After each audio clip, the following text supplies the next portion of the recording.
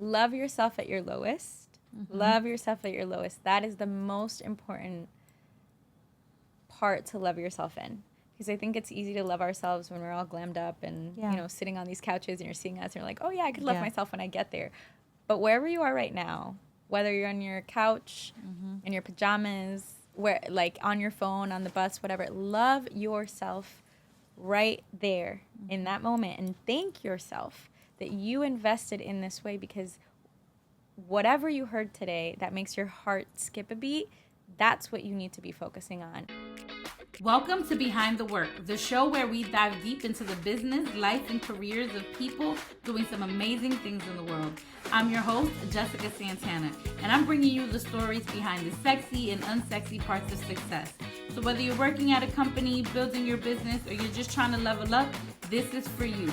At Behind the Work, we believe that we all have to go up together, so make sure you're tapped in. All right, everyone, welcome to another episode of Behind the Work. I'm so excited because today's guest is my girl, Catalina Peña. So for those of you who follow the podcast, you know that I always start off with folks' bios, and Catalina has a really awesome one. And so let's jump in. Catalina Peña is the founder of Catalyst Creation and lead facilitator for the company. She is helping Black and Brown communities make their dream careers a reality. Being an Afro-Colombiana female who immigrated to the U.S. at 9, Catalina knows firsthand the struggles underrepresented individuals face in the workplace. As a former recruiter at companies like Facebook and Twitter, Andreessen Horowitz, and more, she has also seen thousands of qualified job seekers get rejected from the hiring pipeline in technology and is passionate about creating solutions to get individuals from these communities hired and empower them to advance in the corporate space. Since starting Catalyst Creation in November of 2019, she's helped 10,000 plus job seekers with her job search and has empowered over 1,000 workshop participants to create lasting career confidence and generate over 500,000 in salary raises. She has also traveled to 26 countries, loves to dance, and is trilingual. Catalina, welcome to Behind the Work. Thank you. I'm so excited to be here with you. Thank you so much for having me. Of course. Really amazing, and I feel super honored to be here. Of course. Well, I'm really excited to have you because, I always start off with a little bit of context of how I meet people. And you and I met, I think this was 2020 virtually. We were both on a Latina entrepreneurship panel discussion. It was hosted by, I actually don't remember who hosted it, but I remember. I don't know. Yeah, I remember really enjoying your contributions to the conversation. And then when my life started splitting between Miami and New York and you had relocated to Miami, we started building a friendship with one another. And I think the thing that I've appreciated about you is your passion for career coaching and your passion for developing talent and giving them a fair chance at jobs in technology. I think we're very mission aligned in that way because of the work that I've done with AOT.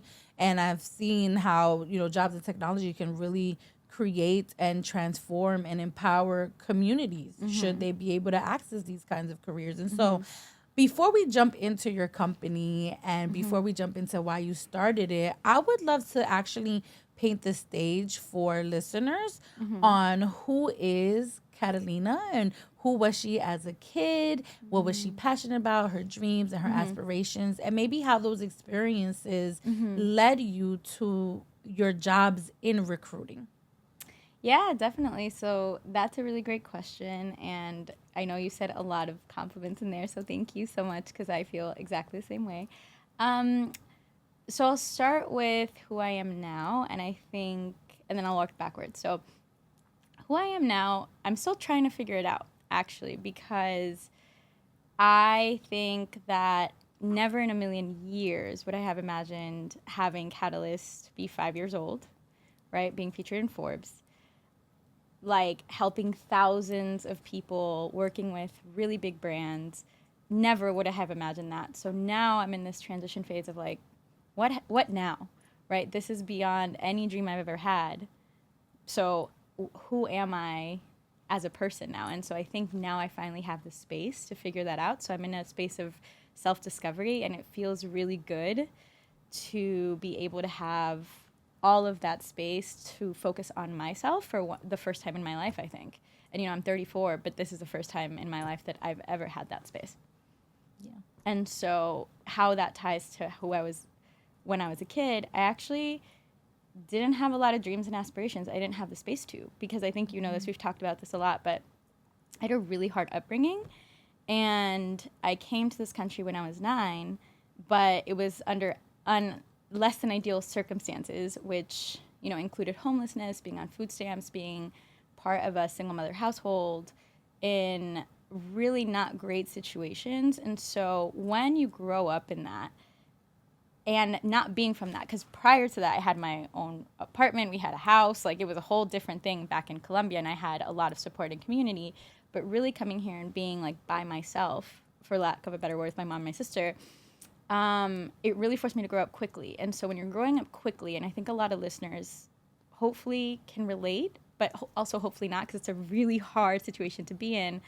When you have to grow up fast, you actually put yourself on the back burner because you realize you are not important.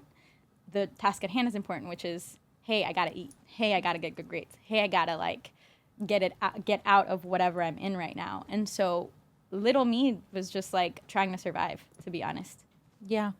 Yeah. And I think that is the story for a lot of first generation professionals. I think that's the story for a lot of people that are the first in their families to do something, right? And I think that, your circumstances and what I know about you, on a personal level, have also informed your passions for talent development and alleviating barriers for people who are just trying to achieve their career dreams, right?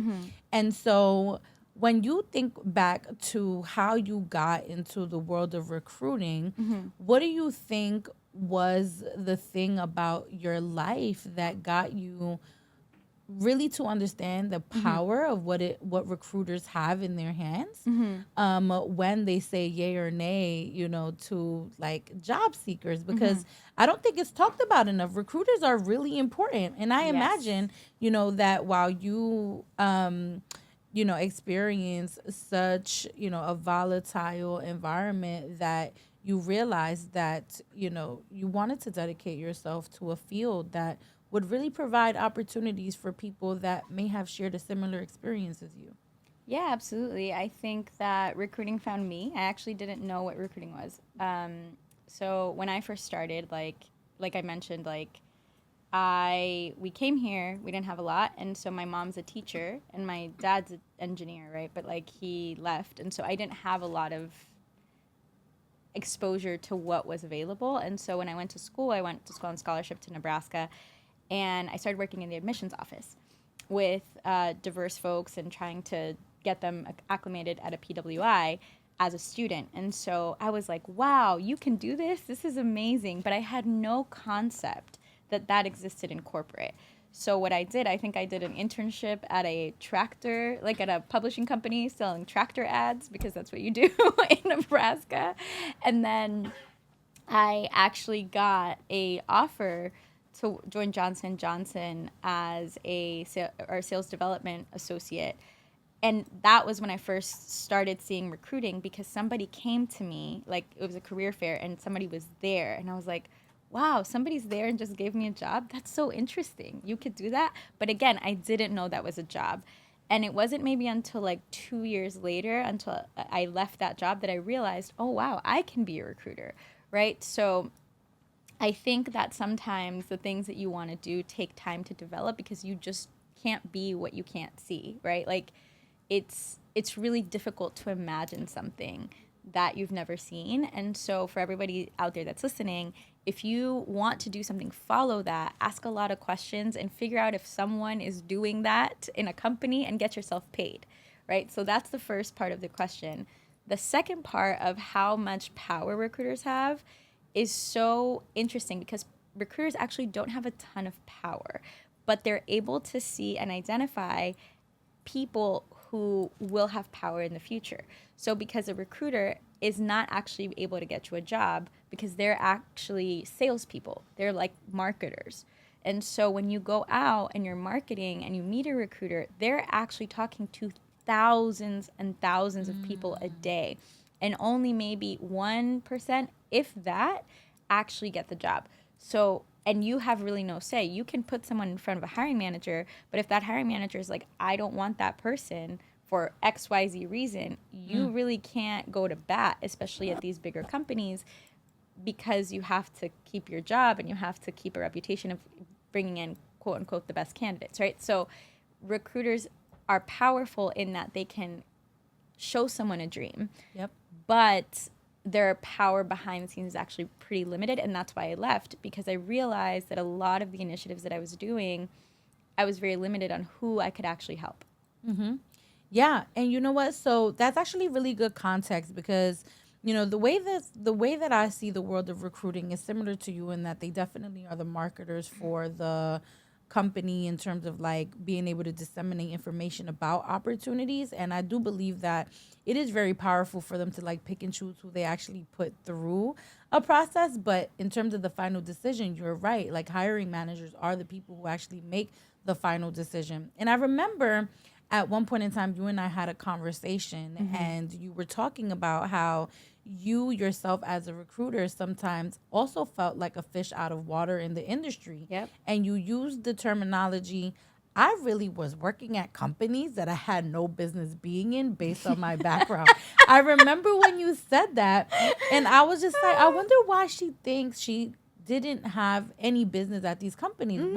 What is the context, right, for those that are seeking to get into tech in non-technical roles, right? Because a recruiter is a non-technical role, right? For those that are trying to break into tech, why would that be in an experience where you'd be like, I had no business being here based on like my background?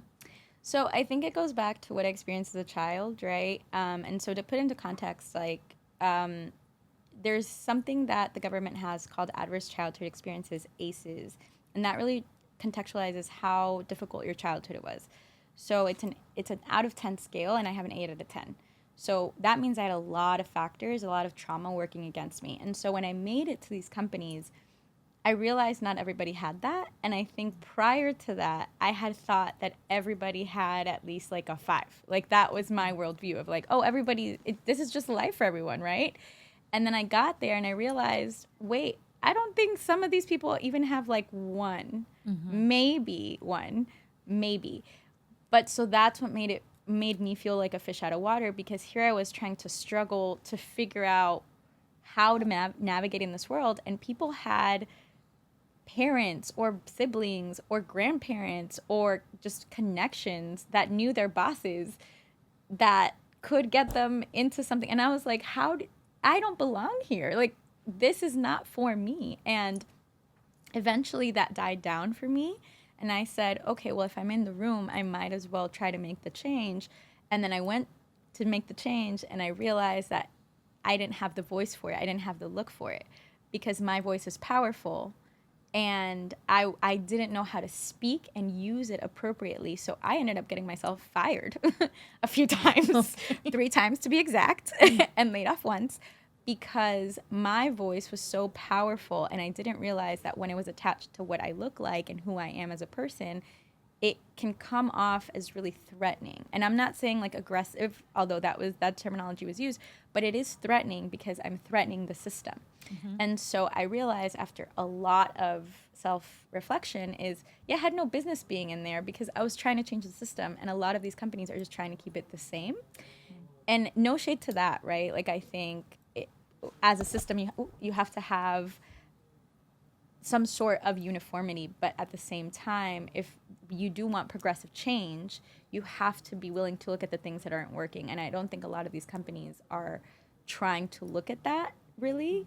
Instead, they're trying to figure out how to just keep it the same, but then create more pipeline and have people just mold into the system that they've created. It's so interesting because I think that truth tellers oftentimes get the short end of the stick even though they are speaking truth to power, right? So the fact that you were in these spaces and then you end up getting fired 3 times just because you are suggesting changes to a system that would make things a little bit more accessible for potential talent to come through the pipeline is pretty preposterous, right? Pretty preposterous indeed. Pretty preposterous indeed. And so, as someone, I consider myself a truth teller as well. I've been in situations where my mouth has definitely gotten me in trouble. But where I find my peace is that I am actually completely okay with saying the thing and being able to sleep well at night, right? Tell me, right, when you were fired from these places, were you ever like, man, I should have shut up? Because I actually have never had a moment like that. Every time like I got hit on the hand for speaking truth to power, there was a moment where I was like, maybe I could have articulated better. But it was never a moment where I felt like I needed to, retract the statement, because the reality was that what I was saying was about justice, right? And about being fair. Yeah. And so tell me, what does it look like to get fired 3 times because you were speaking truth to power? So first of all, congratulations for being so powerful. And I think that's something that I've always admired about you. Even from the first time that we met, I was so captured by how fully you were yourself and didn't care. And so, kind of going back to like being a child, right? I didn't have an identity necessarily growing up because I was, again, focused on survival. And so when I came to these spaces and then they were telling me that I was the problem, I believed them. And I was like, oh, it is me. Absolutely me. So much so that like a boss of mine at one of these places came to me and told me, hey, like made a comment about my looks, told me I was gorgeous and that everybody hated working with me and that it was my job to fix that. And I completely shut down. I was like, oh my gosh, I'm too big. I'm stepping on people's toes. Like how awful is it to be around me that like people hate me so much? Like I really like internalized that. And so with every firing and every like layoff, like I just was like, I'm the worst person to work with. Like, and it wasn't until somebody in one of these companies spoke life into me and was like, hey, this is not about you.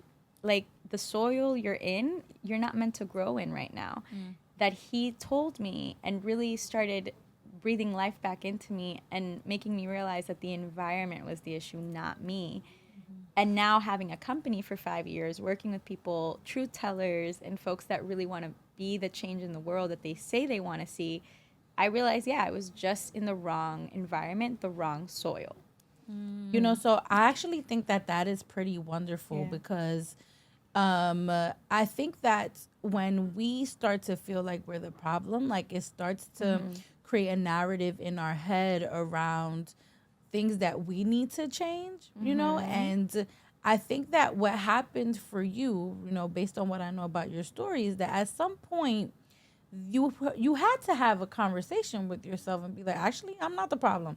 And because I'm not the problem, I'm going to start this company to teach people how to play the game, right? And so can you talk about what that mental mind shift was for you, where you were like, actually, I can take these firing experiences and I can create something really beautiful out of it by starting a company that's focused on coaching and leadership development? Yeah, definitely. And I love this because I don't think I've talked about this before, but it's actually it's a really cool moment to talk about. So this was in my last job and it was in New York, and I had been having issues, right, with leadership. They didn't like the way that they actually said this in one of my performance improvement plans. They're like, we're going to go around and talk to everyone, see how they feel about you, and see like if you can be on the team still. And I said, that's illegal.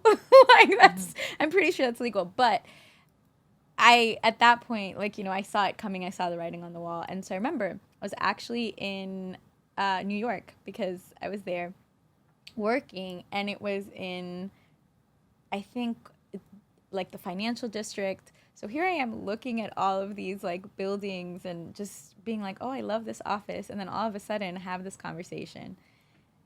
And like, unlike any other conversation that I've had, I was like, okay, perfect, great. signed the documents, took my check, and I walked out of there light as a feather. And I was like, you know what? This is where my new chapter begins. And it was almost it was a shift that was coming, that had been coming for like the last 5 years. And I think once I realized, hey, like this is happening again, I'm just not meant to be there. And I think that's something that I've carried with me all the way to now and forever, I think, in my life. When it's time to go and something leaves, there's a reason. And I really believe it's protection. And so for me, I left that day. I was light as a feather, and I was like, I'm going to be an entrepreneur. I remember I got coffee with a friend who was an entrepreneur, and I think we were, at Soho House maybe. And I was like, wow, I just got fired. Here I am at Soho House talking to another entrepreneur, drinking coffee. Like, I think I'm going to be okay. And I realized how privileged that sounds, right? Like, coming from where I come from, that sounds so privileged.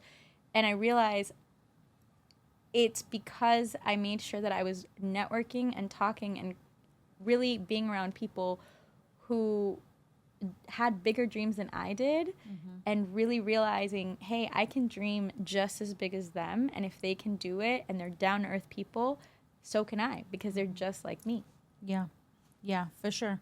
I think that that's really dope, that there are things that happen in one's journey that get us to the point of entrepreneurship. And I think what was, really important in your journey was that you realized that, the problems that you were speaking truth to power to at the companies that you were in and got fired from also led you to realize that there was a problem in the world to solve, right? And so tell folks, what is Catalyst Creation? What does it do? What programs does it offer? So I realized with companies, like, since I hadn't had the best experience, I realized, they're not really out there protecting the person, right? And so how can I make sure that a lot of the funds are reallocated so that they can start investing in their employees or investing in good causes? And how can I be the one to provide that, right? And so it was a complete mindset shift, because then I started working with corporations in a B2B platform, and that's been wildly successful, because I can go to a company and talk about a 5, 6, 7-figure deal and really understand that they have what it takes to do that in their budget, and they have what it takes to do that from that perspective. And so for me, that's been the focus of Catalyst. It's really been to create opportunities for people at organizations or with organizations themselves that support communities that can really help people get coaching for free. So all of the people that I've ever coached one-to-one, they actually don't pay for the service. Their corporation sponsors them, and they have a program through Catalyst that allows them to get coaching, but they don't pay for anything. And that I have created a business where it's like a social enterprise in the best sense, and I feel really proud of myself for that. I didn't know how to do a nonprofit, but I figured out how to do the social version of that in a for-profit business, and that's pretty cool. Yeah, awesome. And so then when you think about, the journey that you've been on in establishing programs that provide coaching to people, specifically coaching around like getting access into careers in technology, which has been your focus, I'm curious to know, what would you say about the current environment as it relates to tech hiring and tech jobs? Because everyone is not a stranger to the news. There's been massive amounts of layoffs in the tech industry across all kinds of roles. And so what does that work look like now for those that are kind of like, I don't even know if I can get a job in tech? Are tech companies still hiring? And what would you say to someone who's listening to this that is looking to either break into the industry or get back into the industry? So that's a really good question. And I think because I've been in the industry since 2015, I have a really interesting lens of this. And I helped establish some of these programs at these companies that helped early career diverse talent, right, that no longer exists. And so in the past few months, I've seen programs that I have personally worked on, just they no longer exist. And I think that was a huge blow to me personally, because I realized, oh, there is a shift happening. And so for those people who are listening who want to get into tech, hear me when I say this, you can still absolutely get into tech. However, it's going to be a little bit difficult, and that's okay.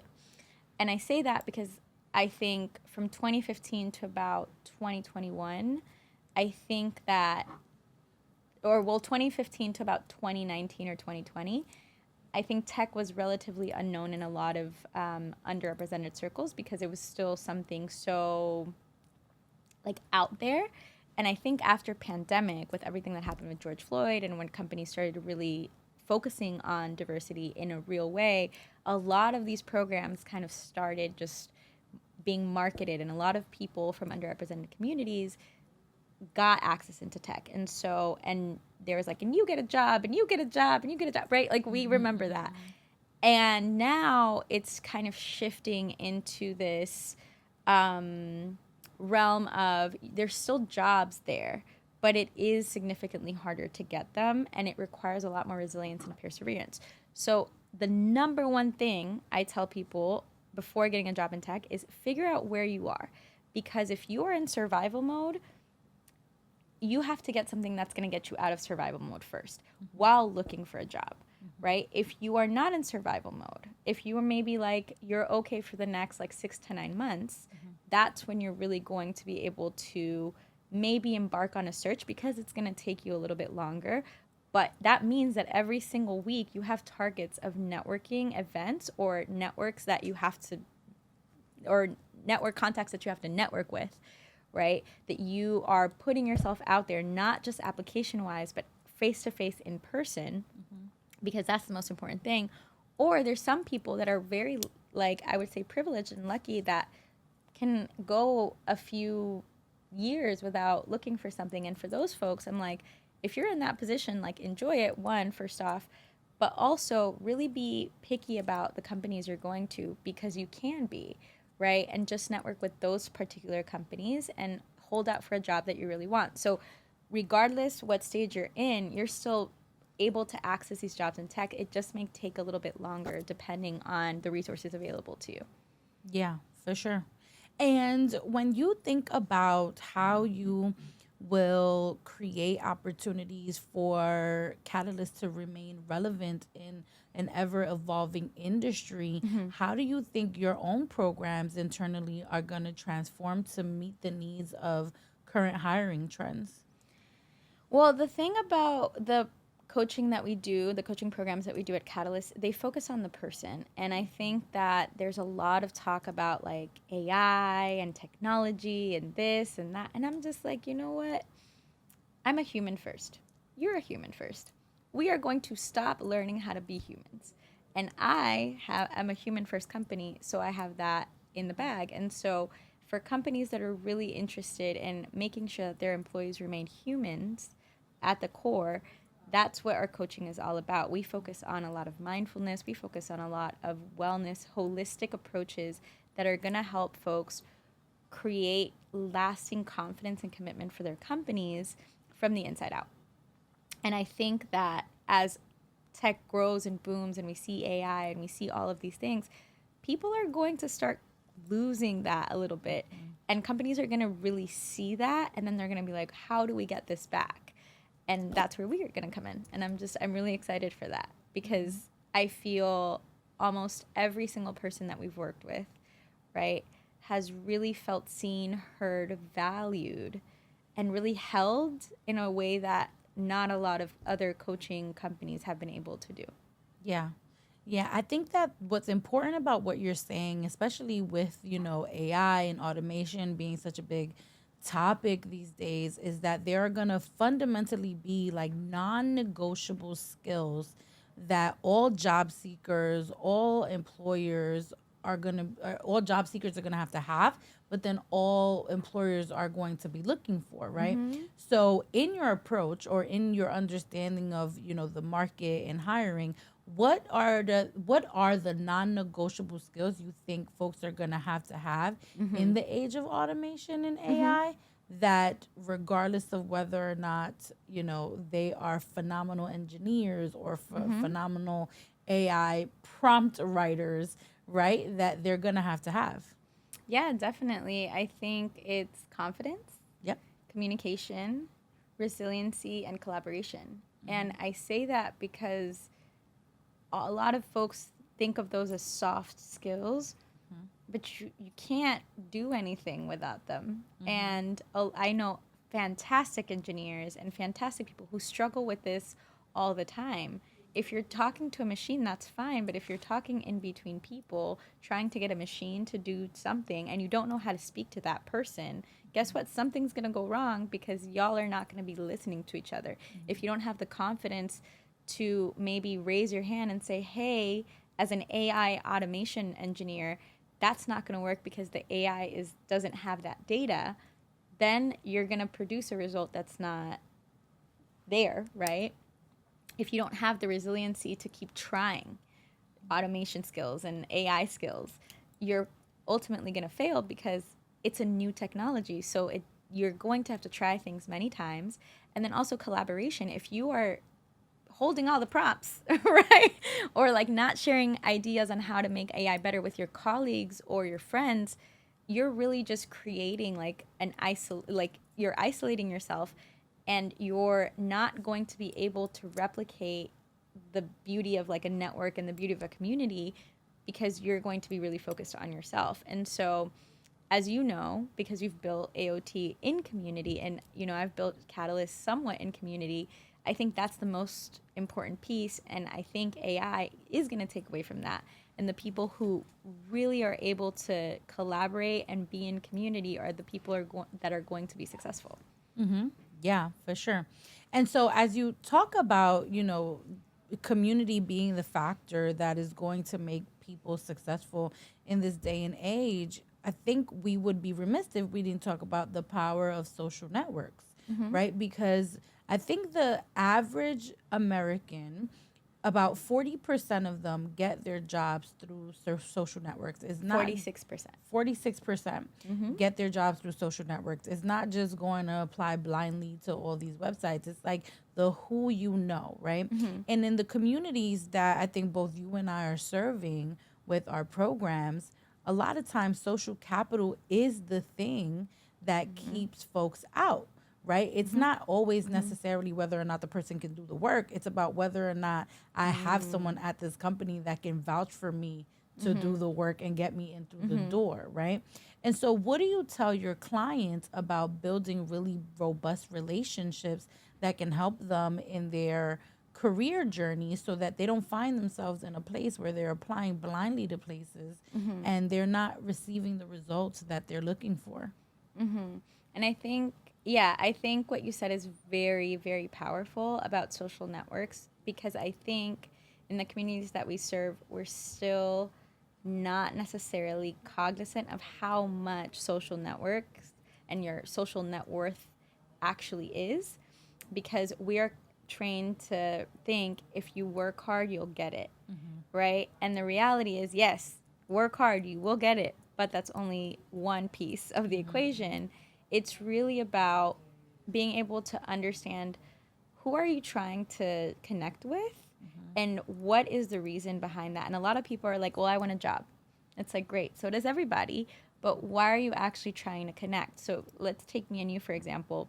I think I reached out to you and I was like, oh my God, I love seeing you on there. You were amazing and you were totally yourself, because I was in a place in my life where I was looking for mentors, and I was looking for inspiration of how do I become a leader that's authentically me. And I didn't know how to do that. But I didn't ask you for a job, I didn't ask you for really anything. I just really wanted you to connect with me so I could learn from you. And I think that folks need to take the lens of, why do I want to connect with this person? What do I admire about this person? What is interesting about this person that we can just have a 15-minute conversation and then we see what happens from there, right? I think the other piece is we live right now in a generation, especially our younger viewers, that they actually don't know what to do with 15 minutes. And they're like, I don't know what to say. What you mean you're going to go and have me talk to someone I don't know? And what's going to happen? And there's a lot of nervousness around that. And so I think it's practicing talking to strangers on the street, practicing talking to people you don't know, so that when you go and ask someone for 15 minutes, you know how to strike up a conversation. You know how to say hello, tell me about yourself. Like, what are you into today? This is what I admire about you. Because for you and me, that's very simple, right? But I have to be real with myself. I've been doing this for like 25 years, right? Just talking to people and talking to strangers.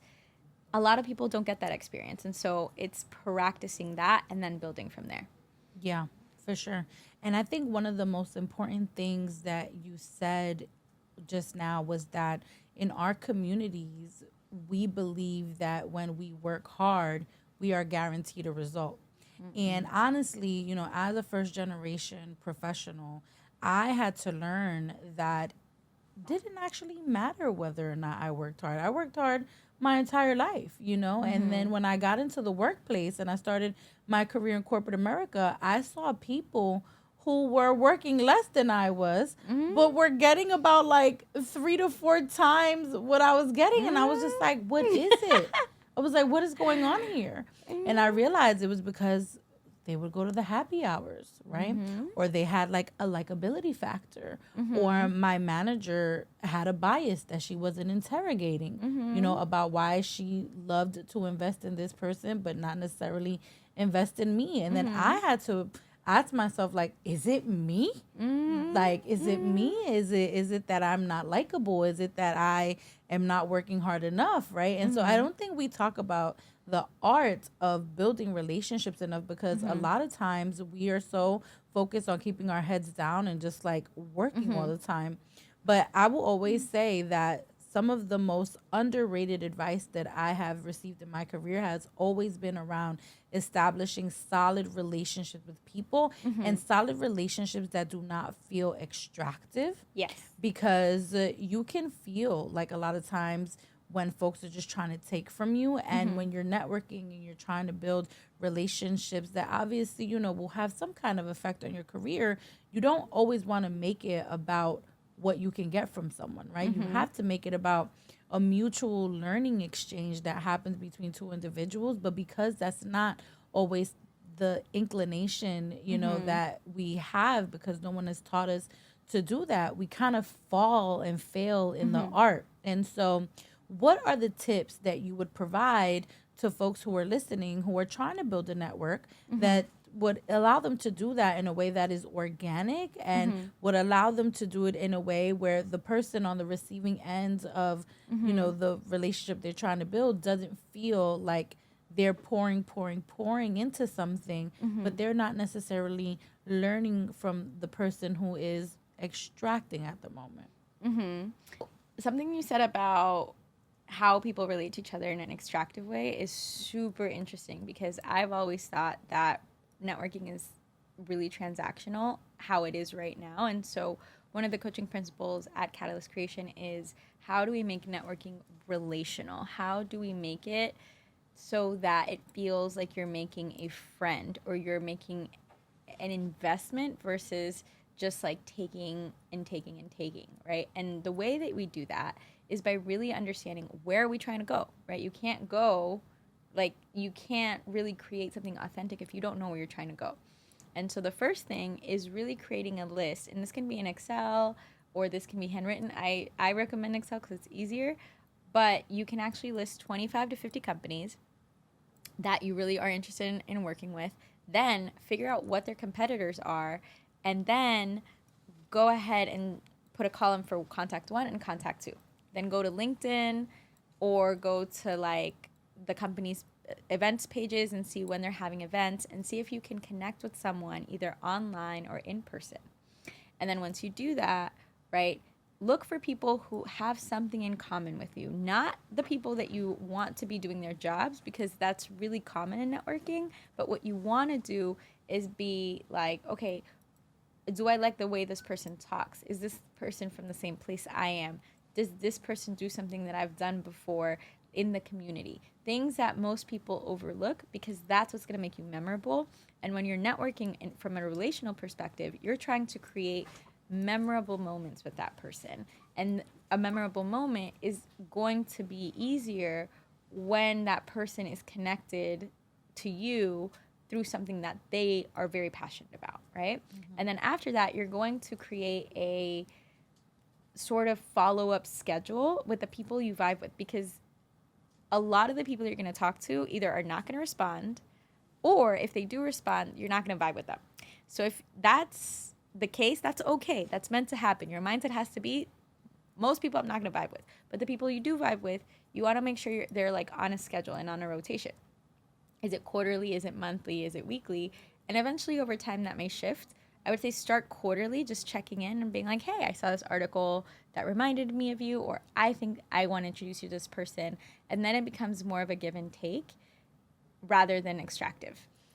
Yeah, and I also think that what you are alluding to is just genuineness, right? Like you want to build relationships with people from a place of genuine care, right? Like, I think some of the most fundamental, foundational, pivotal moments for me when I've gotten to a point where I can consider someone a mentor, or consider someone a close peer, or someone that I go to for a certain kind of advice, like those relationships were nurtured over periods of time. And it never started with what can you do for me or what can I learn from you. It always was actually like, I am genuinely interested in how your mind works, and I'm genuinely interested in your journey. I think people have always said that I have this knack for going deep with people really, really fast, but it's also genuinely because I love humans. Like I love I love humans. Like I love to understand their story. And I genuinely just love to love people well. And I think what I love about what you're saying is that, you can actually love people well, and you can also love people well strategically, right? Like I've never for myself have created a calendar for follow-up. I think I just kind of like, I'm like, oh, I haven't spoken to this person in a month. Let me just like hit them up. But it's because my mind works that way anyway. But what you're hinting at is that, like, you can love people well strategically, right? Like, you can make sure that you put them in your schedule, that you pencil them in, that you schedule a reminder for when their child's birthday is, or when their birthday is, right? And all of those little sums of actions lead to the building of genuine relationships. And I'm just, really inspired by folks that can really understand the art of relationship building in a world where things like social media and things like, like just did the digital era, right? Because it can really conflate familiarity, for people. And I will say that like things like social media will give you also a false sense of like who people are. And so being able to take those relationships offline and like getting to know people deeply and genuine feels like of utmost importance these days, right? Absolutely. And I'm not saying that these tools aren't good, right? Because what you're also hinting at is that you could use the LinkedIns of the world to build and initiate relationships, right? I think the power is in like the follow-ups and in those in-person moments, right? And so what would be your advice for people who are trying to get conversations from like the online space to an in-person space?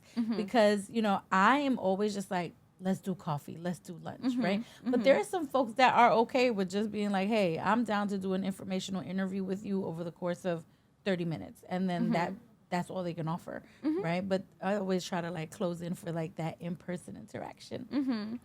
Yeah, and you said a lot of really amazing things there, specifically like loving people well, and loving people well strategically. And I love how you put that, because that's what networking is. You're watering, you're tending, right? Think of your network as a plant, as a forest actually, and you just go and see what plants need water, and you help love on them, whether that's with water, whether you bring them a little bit of soil, food, or anything like that you're just noticing. And I think in right now the art of noticing has been lost because in social media there's so much to pay attention to. It's like what's important. And I think that people don't actually think like maybe you or I, where it's like almost natural. But what I've encountered through my almost 1,300 coaching hours is that a lot of people struggle with that. And so that's why I create like really easy to follow things, because if you don't know how to do it authentically, then it's going to feel really forced. And so you want to create these systems, right? And so how you take something from online to in person is you allow the person to be open to that. So for example, right, I think you and me started this way. I just loved your story and I was like, oh, this is so cool. This is so cool. So by the time you came to Miami, like 2 years later, you knew who I was. Like, Yeah, right. right. And I would be like, I think she's, and genuinely, I think she's so cool. I never even thought we would be friends. But like, the fact that we are is really cool. But I didn't start with that in mind. I was just like, I think this is so cool. And like, in whatever capacity, if she gives me 30 minutes of her time, or if, she graciously invites me on her podcast years later, like, I'm just down to be a witness of the journey of your life, right? And so I think when you think about it that way and you find someone online that you want to connect with, it's saying, how do I continue to support them in their own journey? If they post, can I comment on it? Mm-hmm. If I see something that is pertinent to them, can I send it to them? If, for example, I know somebody that they should connect with, how do I send that to them, right? Just continue being consistent. And over time, if that person responds, because it's a two-way street, if someone stops responding, we got to cut that out, right? We don't want to be creepy. We don't want to be creepy. But let me say it louder for the people in the back. We don't want to be creepy. If the person doesn't respond after like 2 messages, dead it, right? Yes. Like, it's fine. Yes, it's okay. Leave them on red and, just wait until they respond. But if somebody genuinely responds, then over time, there will be a moment, naturally, organic, you don't have to do anything, where you'll be able to say, hey, do you want to go for coffee? Or maybe they're in your city and you're like, oh, hey, how long are you around? Would love to catch up with you, right? And so it's really the art of networking and the art of relationship building is creating the space for that person, one, to meet you, and then two, having the patience to allow that to flourish in its own time. Mm-hmm. And I think because we live in the time of now, everybody thinks that you're going to be someone's best friend or someone's going to give you a job today because you asked for it. And the reality is it doesn't work that way. Mm-hmm. I think it has never worked that way, but because we live in social media times, we think that everybody gets everything now. Mm-hmm. Yes, absolutely. You are completely correct. I do think that there is like a element to this where instant gratification sometimes takes over, right? And that is how you get into places of extraction, right? Because you're just so focused on getting to your outcome that you're not actually trying to center people's humanity, mm-hmm. right? And there are folks that like they can smell that really fast, right? Mm-hmm. And like even me, like I would love to just genuinely connect with people, and if something comes out of it, then cool, right? But to know that the only reason you're talking to me is to get to your outcome, that feels like really crappy, for lack mm-hmm. of a better word. And so I think that as you all are considering building your social networks, always lead with genuineness and always lead with just authentic connection, mm-hmm. because I think that will get you really far. Mm-hmm. Okay. So now, as we wrap up this interview, I have 2 questions for you. My first question for you, mm-hmm. Gata, is when you consider the fact mm-hmm. that you have built this incredible coaching firm, right, that has left a really remarkable impression on the people that you're serving, mm-hmm. what would you say were the unsexy parts of this journey? I think you hinted at it a little bit, right? When you were like, I got fired, right? That's not very sexy, right? Mm-hmm. But what would you say are like some of the unsexy parts to the success? Mm-hmm. And then I'll ask my second question later.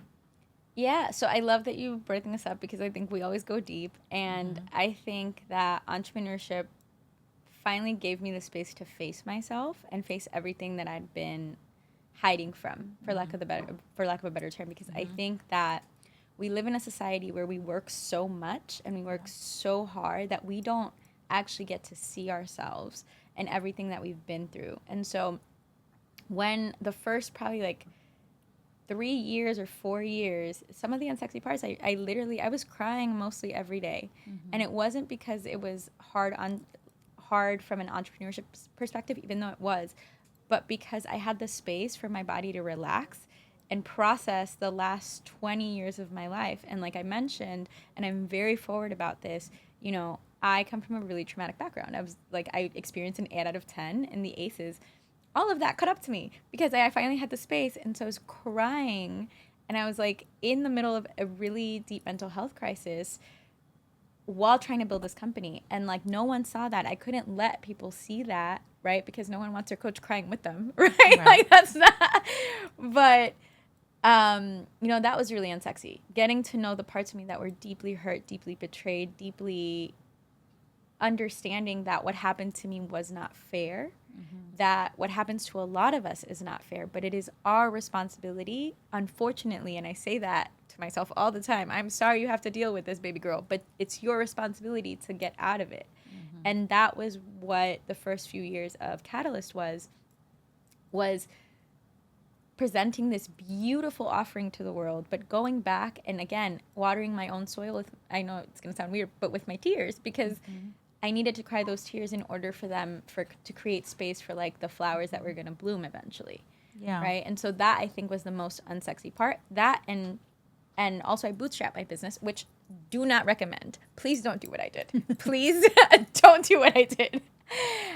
Because I had the opportunity. I didn't have any student debt.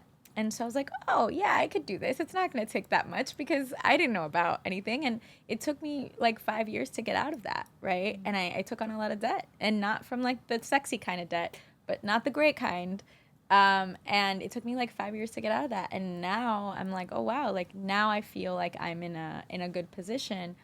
However, it took 5 years, right? And so entrepreneurship is basically really difficult because it takes time to actually see the fruits. Even though I was working with organizations, it didn't mean that I was recouping my initial investment right away. And so just be prepared for the long haul, because that's, I think, what makes people successful. It's how resilient are you in whatever comes up in your entrepreneurship journey, in your just general career journey, because it's going to be 40, 50, 60 plus years. Well, hopefully not 60, but like, you know, like 20 to 40 years, right? Depending on when, you know, when you make enough wealth to retire. But realizing it's truly a journey, a really long journey, and it requires a lot of resiliency and a lot of love, honestly, for yourself first and foremost. Yeah, for sure. Yeah, and then thank you for that. I think that is very vulnerable. I think that is very beautiful, and I think that there are a lot of people. I think I said this in a previous episode that it takes a lot for folks to recognize how to turn their pain into power. Oof. And I think that is what you are hinting at, is that this process for you, while you've been helping people, you've also been discovering so much about yourself. And so my last question for you is like, what is next? Catalyst has been around now for 5 years. You're have clients, you've coached so many people. Like, what can we look forward to? I think that the first 5 years of Catalyst was just, again, survival. And now we're looking forward to thriving and helping other people thrive and really allowing people to see what thriving looks like, not from like just a coaching lens and how we design our programs, but through like the initiatives we bring to life. So one of the initiatives that I'm bringing to life with the help of a business partner is called the Billionaire Initiative. And it really talks about this really beautiful concept that we're all actually born billionaires. You know why? Do you know why we're all born billionaires? No, tell me.